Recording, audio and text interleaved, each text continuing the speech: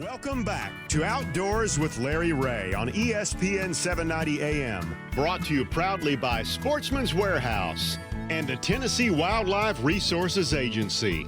You're listening to the best of Outdoors with Larry Ray 2019. Hey, good Saturday morning. We've got to get this thing going because I'm not sure Gene Smith's going to make it through over here without me doing some kind of chokehold on him. He's no CPR, please. Oh, no mouth to mouth. That's I can right. tell you that for a fact.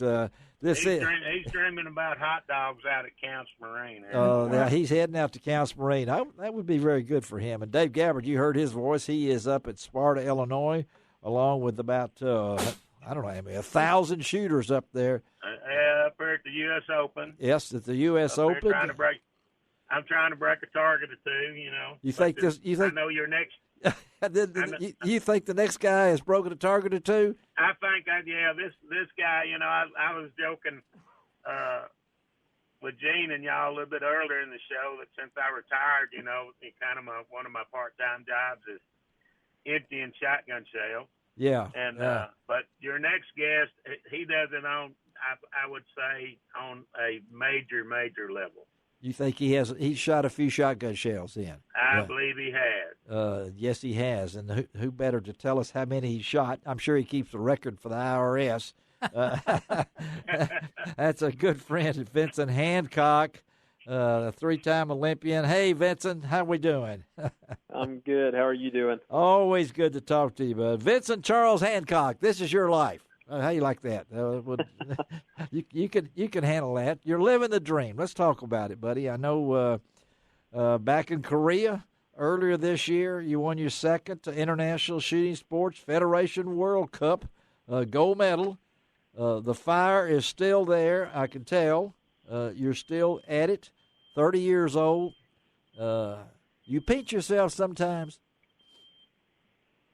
Every now and again. You do, don't you? Just thinking about the opportunity that I have to get to go out and do what I love every day, it's definitely pinch-worthy, that's for sure. Well, first you had to get through the military part, and that's something you never forget, right? Well, never. That helped me grow up really quickly.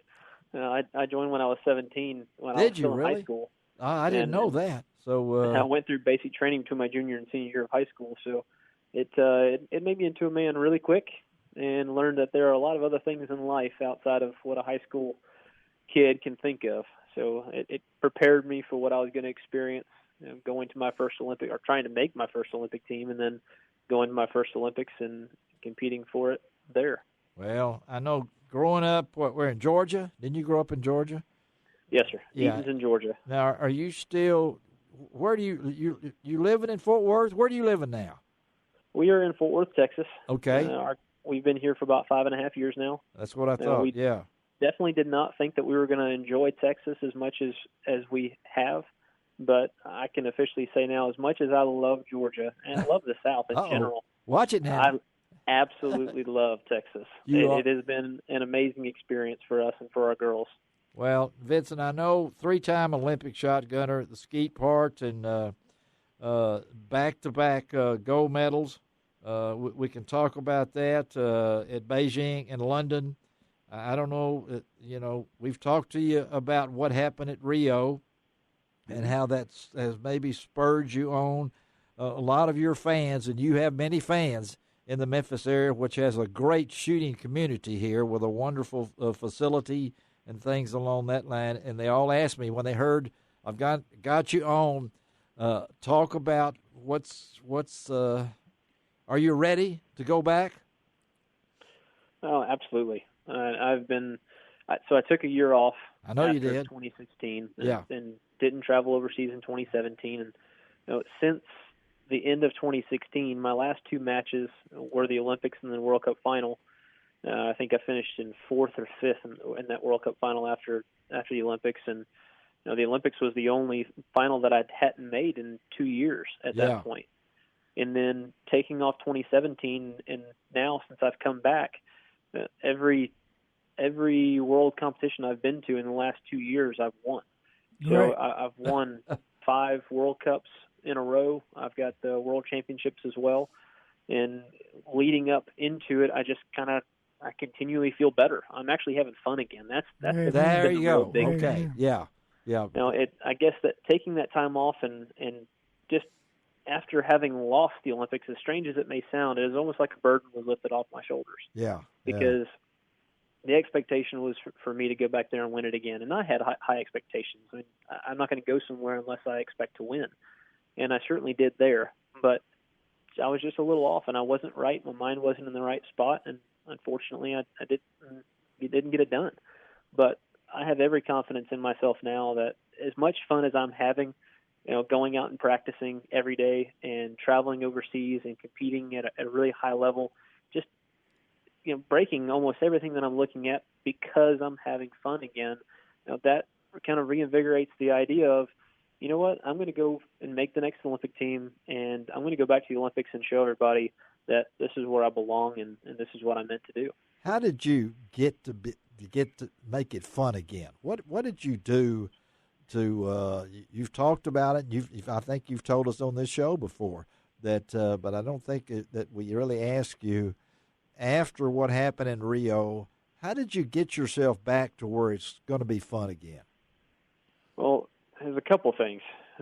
One of the biggest was being able to actually take some time off and take that year off in 2017. Okay. To actually spend time with my family.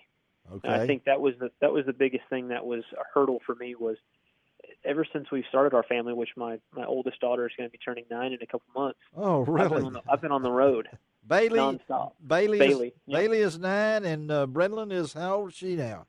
She's 7. And if you ask her, she's almost 8. Although she just turned 7 like 2 months ago. Okay, and Rebecca's taking care of those for you. I know that. But so talk about your time off. You got to spend time with your kids, your wife. So during that time, you kind of step back, and sometimes we have to do that. Was that hard? No, honestly, I was ready for it. I was physically and mentally exhausted after 2016, and I needed the time to be able to step back and be a husband, be a father, and actually set myself up the way that I needed to be. Put my priorities first, which were family, faith and family were first, and then shooting could take a second seat. And I didn't really know how to do that without completely stopping. And so when I took all that time off, it was about 7 months, and started to come back, I was able to say, okay, I can continue to be this guy, this loving husband, loving father, and still be able to go out to the range and shoot and enjoy it and have fun. And it was almost like a new experience for me because I'd taken off so long. I'd never taken off more than 2 months at the most. Wow. Yeah. And so 7 months felt like 2 years. Well, you've been at it a while. If I'm not mistaken, you told me you kind of started when you were a teenager. I mean, what are you, 30 now? Is that right? Are you 30? I'm 30. I started shooting when I was 10. 10. I started the Olympic discipline when I was 12. So I've been doing this for a while. So the time was there. What did you do? I mean, I understand what you're saying, but there's that competitiveness in you. I mean, it comes from your time in the Army. I mean, when you were a sergeant, the U.S. Army marksman. I remember you telling us that. So was it easy to do this, or was it a little bit difficult at first, and it got easier as the time went on? Well, it was easy to take the time off, believe it or not. It never was before, but this time it was.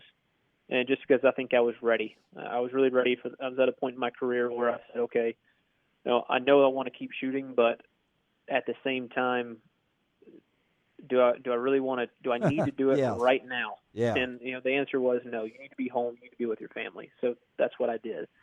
And so that part was easy for me. And then coming back, I thought that it might take a little bit of time for me to kind of get back in the groove of things. To just okay, this is how you shoot a gun again.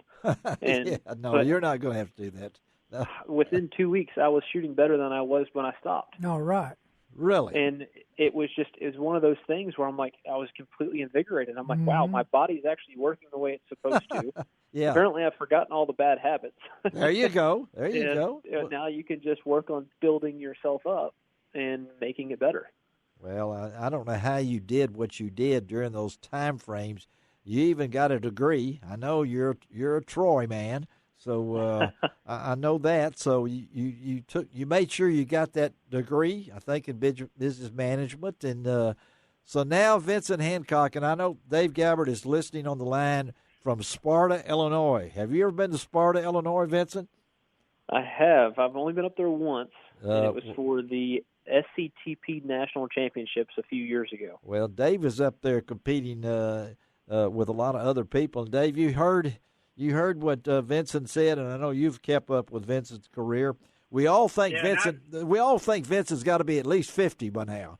You know, I mean, so. And I don't think your listening audience realizes how much mental discipline is involved. You know, I'm up here, you know, shooting at, you know, what they call American Trap. Walk out here, you know, got targets that's flying about 42 miles an hour, you know. But you walk out there on an Olympic skeet field, and number one, you know, the targets are like on steroids, you know, getting thrown out of them houses, and they're shooting shells that, you know, most of the competitors up here, they shooting. If you looked at their ammo, they're shooting an ounce and 8 blows you know, of shot. Yeah. You know, Vincent's walking out there breaking targets with a shell that don't hardly even have 1/7 of an ounce of shot in it. Oh, well, see, And, Vince, you don't. Does that doesn't cross your mind, does it? Not anymore. But I, you know, at the beginning, you're like, oh man, coming from sporting clays, shooting an ounce and an 1/8 or 1 ounce when I was younger, yeah, and then transitioning into this full time, you're sitting here like, man, these shells don't kick at all, which is awesome. It seems I can shoot more. Yeah. But the other thing is you know, we're shooting a lot less BBs, Mm-hmm. and so I made an effort at the very beginning to say, okay, what are we missing from going down in amount of shot that we have? Yeah. And that's the density of the pattern. Right. So basically what I looked at was on a patterning board at about 20 meters roughly for both of my shots, really 19 and 21 meters, finding a choke that had no holes with 7/8 ounce.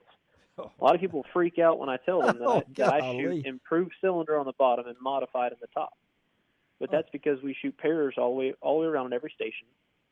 And Amazing. we don't have any holes in our patterns, or I don't have any holes in my pattern with those chokes.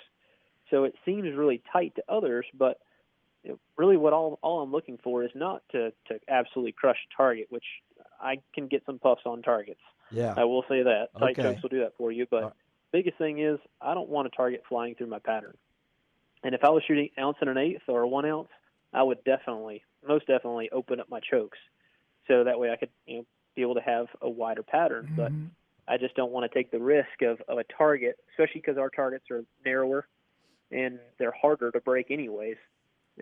You want to put as many BBs on that thing as possible.